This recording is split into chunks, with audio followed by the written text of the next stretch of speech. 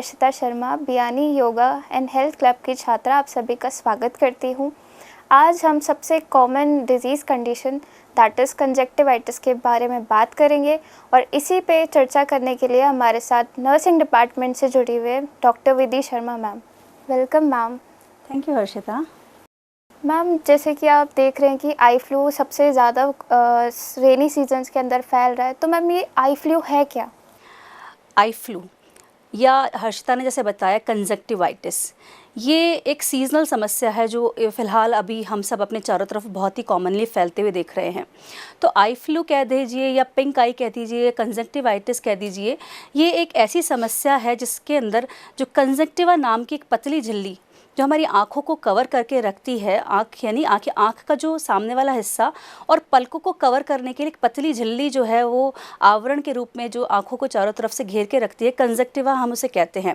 तो जब कभी भी ये कंजक्टिवा किसी माइक्रो ऑर्गेनिज्म यानी बैक्टीरिया या वायरस के संपर्क में आती है या किसी एलर्जन जैसे कि डस्ट पार्टिकल कह लीजिए, स्मोक कह दीजिए या किसी पॉल्यूटेंट के संपर्क में जब कभी भी ये कंजक्टिवा आती है तो उस कंडीशन के अंदर आँखों में इन्फ्लेमेशन की स्थिति अपीयर हो जाती है, आँखें लाल हो जाती है और इसी स्थिति को हम कंजक्टिवाइटिस के नाम से जानते हैं। तो मैम, इसके प्रमुख कारण क्या हैं? किस वजह से होता है आई फ्लू? देखिए, कंजक्टिवाइटिस के बहुत सारे कारण हैं।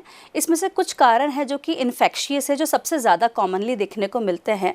जब कभी भी बैक्टीरिया या वायरस नाम की ये जो बैक्टीरिया वायरल जो माइक्रो ऑर्गेनिजम्स हैं, ये जब कभी भी कंजक्टिवा के संपर्क में आते हैं तो इन्फ्लेमेशन को लीड करते हैं।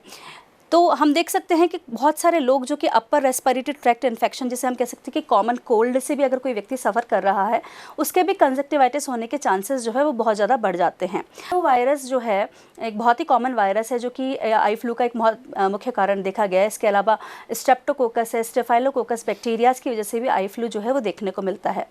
दूसरी तरफ हम बात करते हैं नॉन इन्फेक्शियस कारण की। तो नॉन इन्फेक्शियस कारण जैसे कि एलर्जेंस जिसे हम कह सकते हैं या कोई केमिकल हम कह सकते हैं, कोई इरिटेंट जब कभी भी आँख के संपर्क में आता है तो इन्फ्लेमेशन जो है वो आँखों में शुरू हो जाता है। और ये जब इन्फ्लेमेशन शुरू हो जाता है तो इसकी वजह से ही जो बाकी के जो लक्षण हैं वो आँख में दिखाई देते हैं। आपने देखा होगा बहुत बार जब आप नहाते हैं तो आँखों में शैम्पू या साबुन जब चला जाता है तो ये एक प्रकार का इरिटेंट है या केमिकल है। तो जब कंजक्टिवा इसके संपर्क में आती है तो कंजक्टिवा लेयर के जो नीचे छोटी छोटी ब्लड वेसल्स होती हैं ये इन्फ्लेम्ड कर जाती है और नहाने के तुरंत बाद आपकी आँखें आपको हल्की सी पिंक दिखाई देती है। सो ये जो कंडीशन है ये एक बहुत ही माइल्ड फॉर्म है कंजक्टिवाइटिस का, बट ये देखा गया है। तो हम कह सकते हैं कि कंजक्टिवाइटिस के जो बेसिक कारण हैं वो कोई बैक्टीरिया हो सकता है, कोई वायरस हो सकता है, कोई एलर्जन हो सकता है या कोई इरिटेंट हो सकता है। मैम, जैसे कि हम देख रहे हैं कि मोस्टली रेनी सीजन में देखने को मिलता है, तो ऐसा क्यों? देखिए हर्षिता, रेनी सीज़न में हम देखते हैं कि नॉट ओनली आई फ्लू, बहुत सारी जो वायरल डिजीज़ेज़ हैं, जो कॉमन कोल्ड है, जो भी एक प्रकार का इन्फ्लुएंजा फ्लू जिसे हम कह सकते हैं, वो भी बहुत ही कॉमनली देखने को मिलता है। क्योंकि रेनी सीज़न जब होता है तो ये जो माइक्रो ऑर्गेनिजम्स होते हैं इनका जो स्प्रेड है वो रैपिड हो जाता है और इम्यूनिटी जो है उस आपकी इम्यूनिटी अगर बहुत अच्छी है तो ज़रूरी नहीं है कि आपको आई फ्लू हो, लेकिन कई बार इम्यूनिटी जो है या जो वायरस है वो कितना कंटेजियस है, कितना उसका विरुलेंस और कितनी तेज़ी से वो फैल रहा है, तो इस वजह से जो रेनी सीज़न होता है उसमें क्योंकि वायरल जितनी भी वायरल डिजीज़ेज़ हैं उनके फैलने के चांसेस जो है वो बहुत ज़्यादा होते हैं। तो सेम केस जो है वो हम आई फ्लू में भी देखते हैं कि आई फ्लू में भी जो वायरल एंट्रीज़ हैं वो आई में बहुत ही कॉमनली देखी जाती है। इस वजह से लोगों को बहुत ही तेज़ी से आई फ्लू आप देख सकते हैं अभी इस वक्त हमें देखने को मिल रहा है। तो मैम, आई फ्लू के क्या क्या लक्षण हो सकते हैं? क्योंकि हम कह रहे हैं आई फ्लू का जो बेसिक कारण है वो है इन्फ्लेमेशन होना। तो जब कभी भी कोई इन्फेक्शन या एलर्जन हमारे कंजक्टिवा के संपर्क में आता है तो बॉडी एक इन्फ्लेमेटरी रिएक्शन को शो करती है और इन्फ्लेमेटरी रिएक्शन में आप देखिए कि जब कभी भी इन्फ्लेमेटरी रिएक्शन ऑन होती है तो कंजक्टिवा के जो नीचे मौजूद छोटी छोटी ब्लड वाहिनियाँ हैं जिसे हम ब्लड वेसल्स कहते हैं, इनमें ब्लड इकट्ठा हो जाता है और जो आँख का सफ़ेद दिखने वाला हिस्सा है ये आपको सफ़ेद न दिख के आपको पिंक दिखाई देने लगता है, क्योंकि कारण है उसके नीचे जो ब्लड वेसल्स हैं वो पूरी तरीके से ब्लड से भर गई है यानी एंगॉजमेंट की स्थिति आ गई है। तो स्वेलिंग जो है आपको दिखाई दे सकती है आँखों में। इसके अलावा बहुत एक इम्पॉर्टेंट जो सेंसेशन व्यक्ति को महसूस होता है, जिसको भी आई फ्लू होता है उसको जो सबसे पहला लक्षण आता है कि उसे लगता है कि उसकी आँखों में कुछ चुभ रहा है, कुछ कोई रेत हो सकती है, कुछ मिट्टी जैसा जो है दाना उसकी आँखों में चुभ रहा है, जिसे हम बोलते हैं ग्रिटी सेंसेशन होना।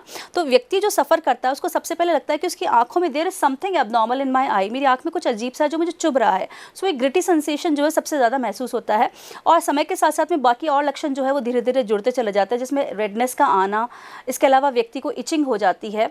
इचिंग का भी बेसिक कारण है इन्फ्लामेशन, है ना, हिस्टामिन रिलीज होता है इन्फ्लामेशन की वजह से, और हिस्टामिन जो है इचिंग या खुजली जो है वो प्रोड्यूस करता है।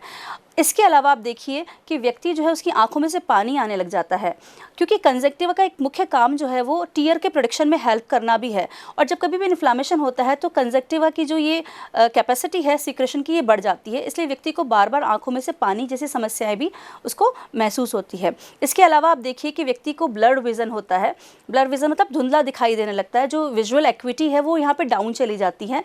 हाँ, और इसके अलावा आप देख सकते हैं कि फोटोफोबिया, फोटोफोबिया का मतलब है कि जो व्यक्ति जिसको आई फ्लू हुआ है वो लाइट के प्रति संवेदी हो जाता है और हल्का सा प्रकाश भी जो है उसको चुभता है, जिसकी वजह से वो इरिटेट होता है। तो इसीलिए आपने देखा होगा कि बहुत सारे लोग जिनको आई फ्लू होता है उनको काला चश्मा लगाने की सलाह जो है वो दी जाती है। जब मॉर्निंग में उठते हैं तो आंखें चिपचिपी हो सकती हैं, या हो सकता है आईलिड्स एक दूसरे से चिपक जाए और ओपन ही नहीं हो, क्योंकि बेसिक कारण है डिस्चार्ज का प्रोड्यूस होना। तो जब मॉर्निंग में व्यक्ति उठता है तो उसकी जो ये क्रस्टेड आईलिड्स जैसे हम कह सकते हैं, या डिस्चार्ज जो है वो व्यक्ति में कुछ लक्षण और हैं जो कि देखे जा सकते हैं। तो मैम आई फ्लू को हम डायग्नोस कैसे करें? देखिए हर्षिता, सबसे पहले तो जो व्यक्ति जिसको आई फ्लू हुआ है वो आपको बोलेगा कि ग्रिटी सेंसेशन उसे हो रहा है, and later on some more features will be added, जैसे उसको रेडनेस आने लग जाएगी, आंखों में खुजली होगी, पानी उसकी आंखों से निकल रहा है, तो वो ये सब चीज़ें पेशेंट भी आपको वर्बलाइज करेगा। और एज अ हेल्थ पर्सनल आप खुद भी आई को फिजिकली एग्जामिन करके ये फाइंड आउट कर सकते हैं कि सिक्रेशंस आ रहे हैं क्या, रेडनेस हो रही है क्या, है ना। व्यक्ति से आप पूछ सकते हैं आपको इचिंग हो रही है क्या, लाइट से सेंसेशंस हैं क्या, विजन एक्टिविटी कैसी प्रभावित हो रही है। इसके अलावा अगर कहीं कोई डिस्चार्जेस आँख से आ रहे हैं तो उनको ऑब्टेन करके और कल्चर जो है उसका करवाया जा सकता है, और कल्चर के है ना, कल्चर एग्जामिनेशन जैसे हम कहते हैं, उसके माध्यम से ये पता लगाया जा सकता है कि कौन सा बैक्टीरिया जो है इस आई फ्लू के लिए जिम्मेदार है। तो मैम इसका इलाज क्या है? आई फ्लू या पिंक आई बहुत सारे केसेस में एक ऐसी समस्या है जो कि 1 से लेकर 2 हफ्ते में स्वतः ही ठीक हो जाती है, सेल्फ रिकवर हो जाती है।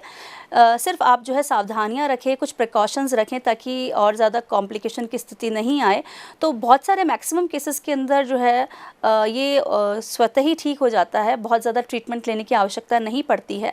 लेकिन फिर भी अगर लक्षण पेशेंट को इरिटेट कर रहे हैं तो आप किसी डॉक्टर के पास आप जाके दिखा सकते हैं। अगर बैक्टीरिया कारण है तो उसके लिए डॉक्टर आपको एंटीबायोटिक आई ड्रॉप्स लिख सकता है, और क्योंकि इन्फ्लामेशन यहाँ पर है तो एंटी इन्फ्लामेटरी आई ड्रॉप्स भी जो है डॉक्टर रिकमेंड कर सकता है। इचिंग के लिए जो आई ड्रॉप्स हैं, है ना, जिसमें हिस्टामिन कवर होता है, हिस्टामिन को रोकने के लिए जो आई ड्रॉप्स है वो भी आपके डॉक्टर आपको रिकमेंड कर सकते हैं, तो उनका जो है आप उपयोग कर सकते हैं। इसके अलावा जैसे आई हाइजीन मेंटेन कीजिए, बार बार आँखों को आप वॉश कीजिए। वॉश करने के अलावा वार्म कंप्रेशन जो है उसको आप जो है बार बार आँखों को आप है ना वार्म कंप्रेशन दे सकते हैं, जिसकी वजह से भी समस्या को कुछ हद तक जो है तो आपको ये जो परेशानी है उसमें निजात मिल सकती है। तो मैम इसको होने से पहले ही हम कैसे रोक सकते हैं? ये बहुत ही अच्छा क्वेश्चन है, क्योंकि prevention is always better than cure.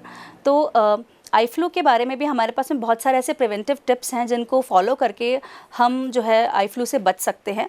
तो जानते हैं हम इन प्रिवेंटिव टिप्स के बारे में। देखिए, क्योंकि हमने बोला कि सबसे ज़्यादा इम्पॉर्टेंट जो आई फ्लू फैलता है वो फैलता है कॉन्टैक्ट के कारण। तो कॉन्टैक्ट कैसे हो सकता है? या तो आप किसी ऐसे व्यक्ति के संपर्क में आए हैं जो कंटामिनेट, जो खुद ही सफ़र कर रहा है ना। तो जब आप ऐसे व्यक्ति के संपर्क में आते हैं तो आप बार बार अपने हाथों को धोइए, और जब कभी भी आपने कोई सरफेस यूज़ करी है या आप बाहर निकले हैं तो हैंड वॉशिंग की प्रैक्टिस आपको हमेशा ऑन रखनी है। लगातार रूप से किसी भी है ना अपनी बॉडी, किसी भी बॉडी पार्ट को आप तभी टच कीजिए जब आप हैंड वॉश कर चुके हैं। सो इसे हैबिट बना लीजिए। नॉट ओनली आई फ्लू, बहुत सारी बीमारियों को रोकने में भी कारगर सिद्ध है। इसके अलावा अगर आप देखिए, हैंड टू आई कॉन्टैक्ट आपको अवॉइड करना है, आंखों पर आपको हाथ नहीं लगाना है, और हैंड वॉशिंग आपको जो है रिपीटेडली करनी है। इसके अलावा जो है अगर कोई व्यक्ति बीमार है ना, जिसको खांसी जुकाम बुखार है, या खांसी जुकाम अगर वो ओपनली कर रहा है, आप किसी क्राउडेड एरिया में जहाँ पर व्यक्ति जो है खांस रहा है या छींक रहा है, तो सलाह उनके लिए भी है कि जब आप किसी ओपन एरिया में जाते हैं तो हमेशा छींकते वक्त अपने मुँह पे या तो रुमाल रख लीजिए या तो किसी मास्क का उपयोग कर लीजिए। तो ये बहुत ही कारगर एक टिप है जो सभी को हमको फॉलो करनी चाहिए। तो अपर रेस्पिरेटरी ट्रैक्ट इन्फेक्शन से संबंधित से सफ़र करने वाले जो व्यक्ति हैं उनको भी इन प्रिकॉशनरी मेजर्स को यूज़ करना चाहिए। व्यक्ति अगर स्वयं ही अगर कॉमन कोल्ड से सफ़र कर रहा है, क्योंकि नोज़ और साइनस ये 2 ऑर्गन्स हैं जहाँ से ये बैक्टीरिया या वायरस एंट्री करते हुए, म्यूकोजल कांटेक्ट करते हुए आई तक पहुंच सकता है।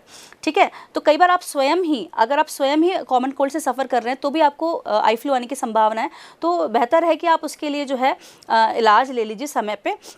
इसके अलावा जो लोग कॉन्टैक्ट लेंसेज का उपयोग करते हैं, तो कॉन्टैक्ट लेंसेज का अगर आप उपयोग करते हैं तो उसको बहुत ही क्लीन कर लीजिए, है ना, अच्छे तरीके से उसको कंटामिनेटेड मत रखिए, उसको क्लीन कीजिए, रात को सोने से पहले उसको उतार के सोइए। ये बहुत इंपॉर्टेंट टिप है, स्पेशली उन लोगों के लिए जो कॉन्टैक्ट लेंसेज पहनते हैं, उनको में भी आई फ्लू की समस्या जो है वो बहुत ही ज़्यादा देखी जाती रही है। इसके अलावा जो बहुत पॉइंट है वो है, अगर आप आई मेकअप करते हैं तो don't share your eye makeup with someone else. जैसे हम काजल शेयर कर लेते हैं, है ना, मस्कारा शेयर कर लेते हैं, तो ये जो आई मेकअप्स हैं इसको हमें जो है एक दूसरे के साथ शेयर नहीं करना चाहिए, ये आपका इंडिविजुअल एंड पर्टिकुलर ही रहना चाहिए। सो ये छोटे छोटे टिप्स हैं जिनका ख्याल अगर हम रखते हैं तो डेफिनेटली हम आई फ्लू को जो है उत्पन्न होने से जो है अपने लेवल पर हम रोक सकते हैं। So that was all about eye flu. Thank you so much ma'am, एक बहुत ही इंफॉर्मेटिव सेशन था। ऐसे ही हेल्थ रिलेटेड वीडियोज़ के लिए हमसे जुड़े रहिए। Thank you so much.